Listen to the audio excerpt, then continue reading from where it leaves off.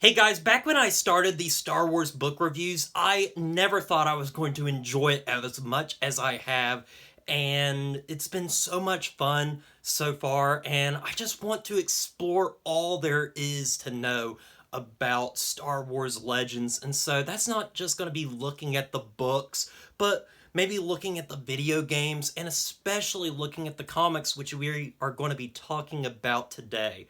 So, moving forward, it's not going to be just Star Wars book reviews, it's going to be Star Wars Legend reviews. So, anyway, guys, let's get started by talking about Marvel Star Wars. Now, we're not just going to be talking about Star Wars Marvel here, there's plenty of other stuff to talk about, but we're going to be talking mostly about the comics that were released between 1977 and 1987, a 10-year period that brought us so many Star Wars comics and Star Wars stories alike. And starting off, we're going to be talking about the main line of comics from Marvel Star Wars. This mainly deals with our trio of heroes from the original trilogy. It adapts the original trilogy movies into comic form while also telling its own original stories set around the same time. Many of the comics taking place in between the events of the movies and then at points even after.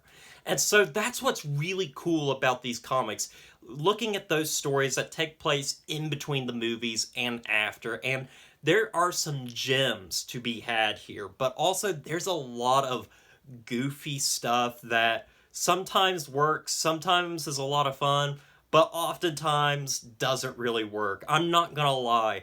After reading 108 some issues of this comic, it gets really tiring really fast. I flew through maybe the first 40 of them, and then eventually just kept slowing down because it started becoming the same thing over and over.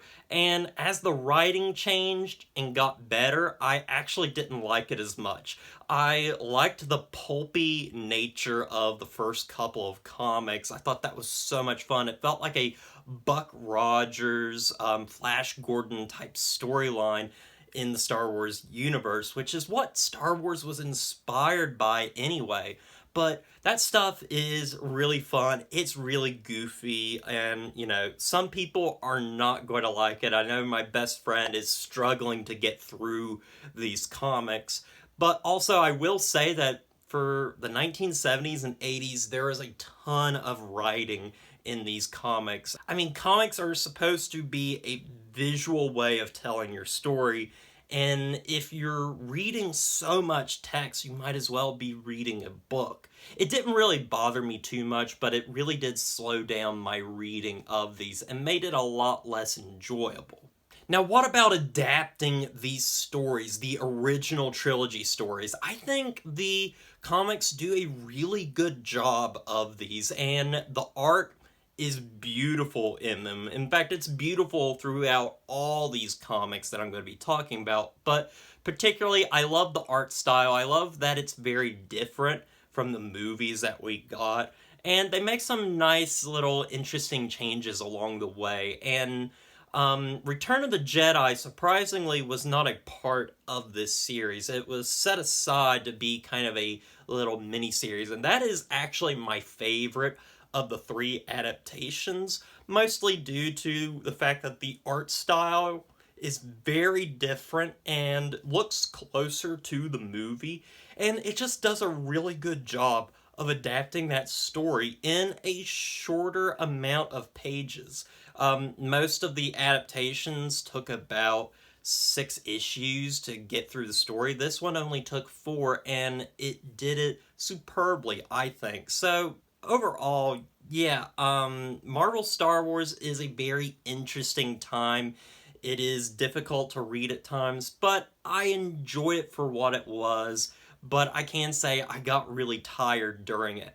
Now, moving forward, there's not just Marvel Star Wars. There is Marvel UK Star Wars and the comics that came out in Pizzazz magazine in the UK. And these stories are kind of just the same stuff that you're getting from Marvel Star Wars without any new variations or differences. It's just pretty much more of the same. I didn't particularly enjoy many of the stories going on here. They're kind of goofy and they're kind of dull and boring.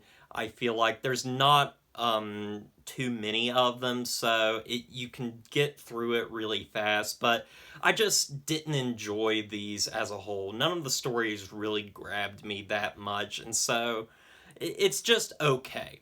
But around the same time that we got shows like Ewoks and Droids, which if you've watched any of my reviews, you'll know that I enjoyed those shows quite a bit.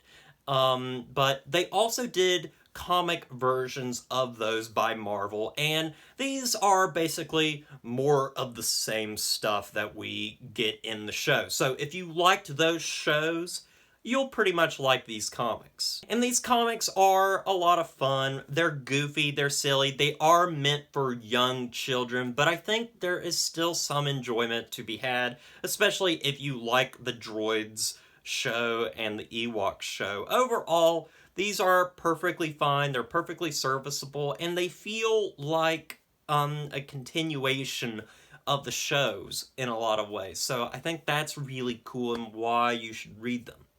Now, the most fascinating thing in here is actually a newspaper strip comic of Star Wars that I didn't hear about until I decided to talk about it for this review. And I read them, and these are honestly a lot of fun. They're only just a couple of panels long, but there's a lot of them because they appeared in the LA Times Syndicate, and they appeared every week, and it's really cool. I love the art in it. It's beautifully done, and the stories continue on throughout several months, so there's a ton of different stories. A lot of them are really fun, and they're really easy to get through. There's a lot of them, but again, they are extremely easy to get through, and I quite enjoyed these quite a lot. So overall, what do I think about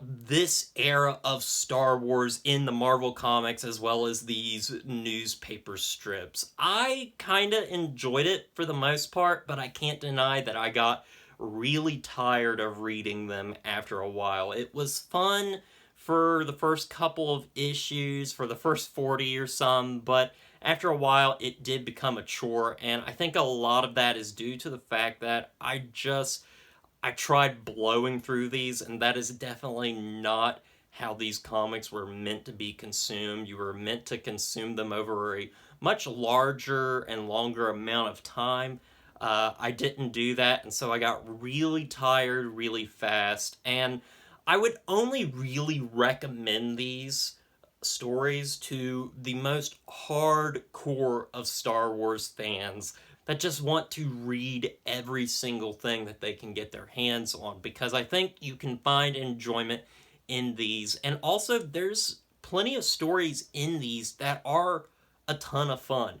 They're cheesy, but they're beautifully drawn, they're beautifully colored, and some of the stories are, again, just a lot of fun. Now, there are those that just aren't, but they're just kind of train wrecks that are fun to look at. So anyway, guys, with all that said, I'm going to give Marvel Star Wars a 7 out of 10. As for the Return of the Jedi miniseries, I'm going to give that an 8. Pizzazz Comics, or UK Star Wars, I'm going to give a 6 out of 10. The Ewoks and Droids comics are both going to get a 7 out of 10 from me. And the newspaper strips, I'm going to give also a 7 out of 10. Well, guys, I hope you enjoyed this little adventure into the world of the Marvel Star Wars comics. This was a lot of fun, despite how tiring it was. It became a chore after a while, but I am glad that I sat down and read all of these. It took a long time. It stressed me out some if I was ever going to finish them, but I'm glad I visited these. Am I ever going to revisit these, though? Probably not, but there's a ton of fans out there that do love these, that do have a lot of admiration for them, and I'm glad people like these because I think for the most part they are fun. Now, I am going to be continuing on with Star Wars comics from time to time, switching it up between the books and the comics as they came out. So next time, we're going to be talking about the Dark Horse comics, so look forward to more comic reviews coming soon from the Star Wars universe, from Star Wars Legends, and as always, don't forget to like, comment, and subscribe to the channel, and I'll see you guys in the next review.